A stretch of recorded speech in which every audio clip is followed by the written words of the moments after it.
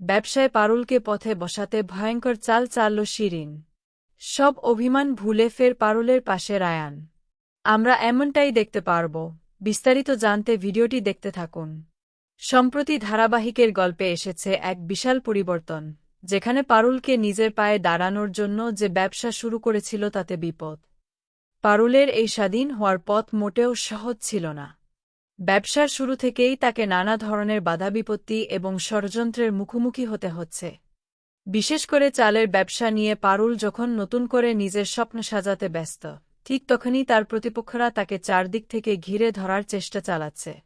পারুল যাতে কোনোভাবেই ব্যবসায়িক সাফল্য না পায়, তার জন্য প্রতিনিয়ত নতুন নতুন ফাঁদ পাতা হচ্ছে। ঠিক এরকম একটা কঠিন পরিস্থিতিতে সামনে এসেছে ধারাবাহিকটির একটি টানটান উত্তেজনায় ভরপুর নতুন প্রোমো ভিডিও। সেখানে দেখা যাচ্ছে খলনায়িকা শিরিন এবার পারুলকে পুরোপুরি পথে বসানোর জন্য এক চরম চাল চেলেছে। পারুলের কোম্পানিকে দেউলিয়া করতে শিরিন নিজের তরফ থেকে বাজারের তুলনায় অনেক কম দামে চাল বিক্রি করা শুরু করেছে। ফলস্বরূপ পারুলের ব্যবসা এক বিশাল আর্থিক সংকটের মুখে এসে দাঁড়িয়েছে। এই সংকট থেকে বাঁচতে এবং নিজের ব্যবসাকে টিকিয়ে রাখতে পারুলের জরুরি ভিত্তিতে ৫ কোটি টাকার প্রয়োজন হয়ে পড়েছে। কিন্তু এত বিশাল অঙ্কের টাকা কিভাবে জোগাড় হবে তা ভেবে পারুল দিশেহারা হয়ে পড়ে। ঠিক তখনই গল্পে আসে এক আবেগঘন মোড়, যেখানে সব মানবিমান ভুলে পারুলের পাশে এসে দাঁড়ায় তার স্বামী রায়ান।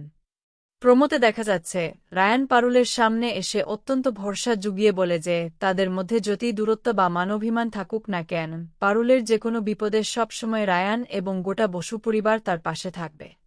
শুধু মুখে বলাই নয়, রায়ান নিজের জমানো ৫ লক্ষ টাকা পারুলের হাতে তুলে দেয়।